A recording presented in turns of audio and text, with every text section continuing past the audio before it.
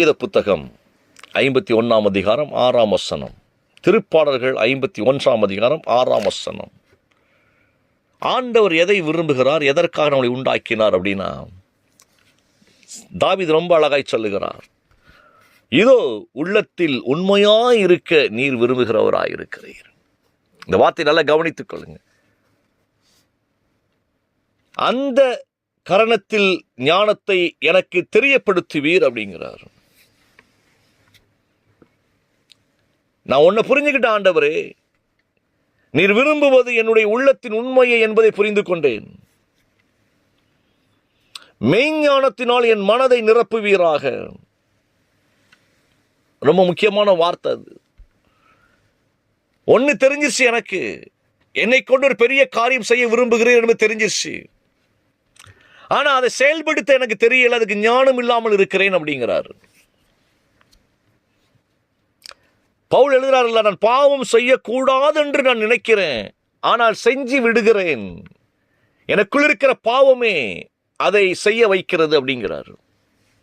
நான் நினைக்கிறேன், பரிசுத்தமா இருக்க நினைக்கிறேன், உண்மையா இருக்க நினைக்கிறேன், தேவ சத்தமா இருக்க நினைக்கிறேன், தேவனோடு உறவாடி மகிழ நினைக்கிறேன். நம்ம நினைக்கிறோம், எல்லாம் நினைப்பு தான், நினைக்காமலாம் இல்லை. அதிகாலை ஜெபத்திற்கு எழும்ப நினைக்கிறேன், தேவனோடு உறவாட நினைக்கிறேன். ஆமா, நினைக்கிறோம். ஒழுங்கா சர்ச்சுக்கு போயிடணும், இந்த வருஷம் ஆரம்பிச்சிருச்சு, ஒழுங்கா சர்ச்சுக்கு போயிடணும், தினம் கரெக்டாக இத்தனை மணிக்கு நம்ம வேதத்தை வாசிக்கணும் நினைக்கிறோம்.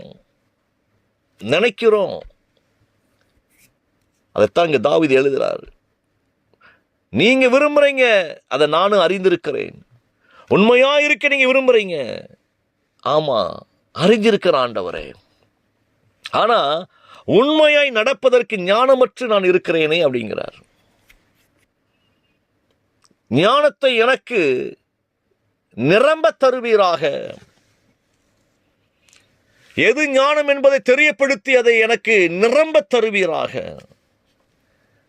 நான் இன்னைக்கு உங்களுக்கு இந்த வார்த்தையை பேசுறேன், எனக்கும் இந்த வார்த்தையை நான் பேசுறேன்.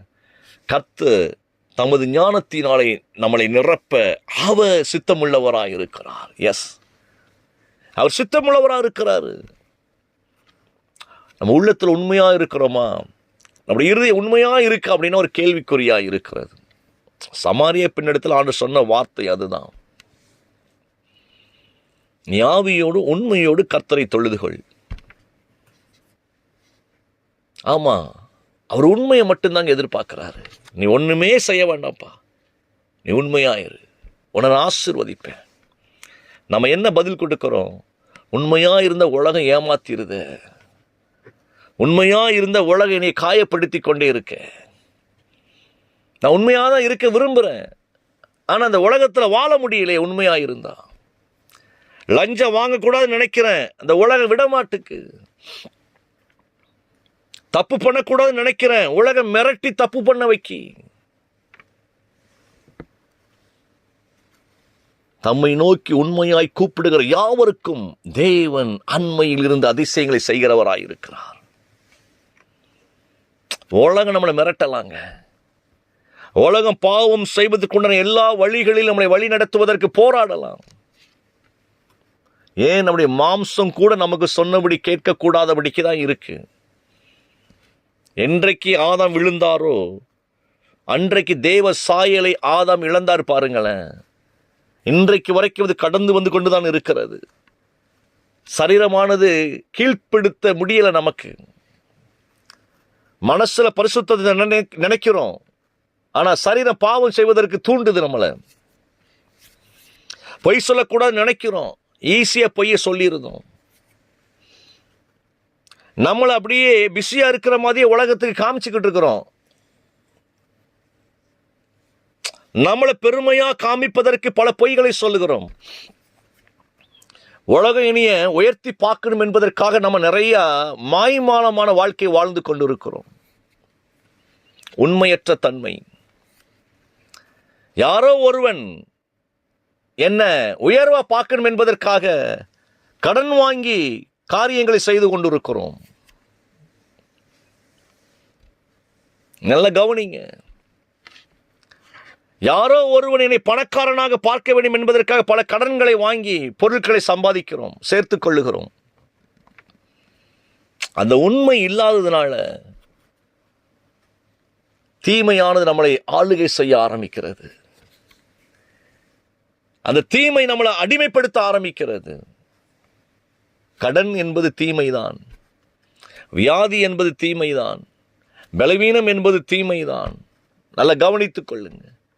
உறங்க விடாமல் இரவெல்லாம் நம்மளை போராடுகிறது பாருங்க, தீமை. அது தீமையானது நமக்கு எதிராகத்தான் எப்பொழுதுமே நிற்கும். நம்முடைய ஆசீர்வாதங்களை திருடுவதற்கு பயங்கரமாய் நம்மோடு கூட போராடும் அது. ஆனால் அதைத்தான் விரும்பி நாம் பெற்றுக்கொள்ளுகிறோம். இங்கே பவுல் ரொம்ப சொன்ன வார்த்தை, ஆண்டவரே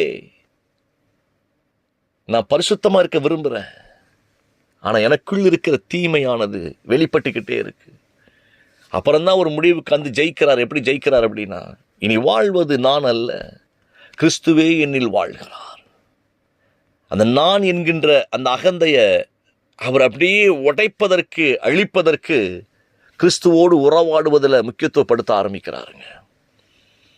உண்மையை வெளிப்படுத்த விரும்புகிறார், சத்தியத்தை வெளிப்படுத்த விரும்புகிறார். தனக்குள் இருக்கிற தேவனுடைய வரத்தை அவர் வீணாக்கி விடவில்லை. அதை விரும்பி விரும்பி விரும்பி விரும்பி தேவனோடு உறவாடி உறவாடி உறவாடி பாவத்தை ஜெயிக்கிறார். இன்னைக்கு நமக்குரிய போராட்டம் அதுதான். பாவத்தை ஜெயிக்க முடியலை, உண்மையாக இருக்க முடியலை. ஆனால் கர்த்தர் உண்மையாக இருக்க நமக்கு அழைப்பு கொடுக்கிறார். அதுக்கு தேவ ஞானம் நமக்கு தேவை. அதைத்தான் சங்கீதவான் எழுதுகிறார். ஞானத்தினால் என்னை நிரப்புங்க ஆண்டவரே, என் மனதை நிரப்புங்க. ஏன் இவ்வளவு போராடுறார் அப்படின்னா, அவர் பிறப்பை குறித்து ரொம்ப பேசுகிறாருங்க. அதுக்கு முந்தின வசனம் நீங்கள் வாஸ்து பார்த்தீங்கன்னா ரொம்ப அழகாக இருக்கு. துர்க்குணத்தில் நான் உருவானேன் அப்படிங்கிறாரு. நான் உருவாகும் போது துர்க்குணத்தில் உருவானேன், என் தாய் என்னை பாவத்தில் கற்பம் தரித்தாள் அப்படிங்கிறாரு. இதை நான் ஏற்கனவே பேசியிருக்கிறேன். தாயும் தகப்பனும் தாவீதை பெற்றெடுப்பதற்கு அவங்க பிரயாசப்படலை. ஒரு குழந்தை உருவாக வேண்டும் என்று சொல்லி ஈசாய் தன் மனைவியோடு சேரல.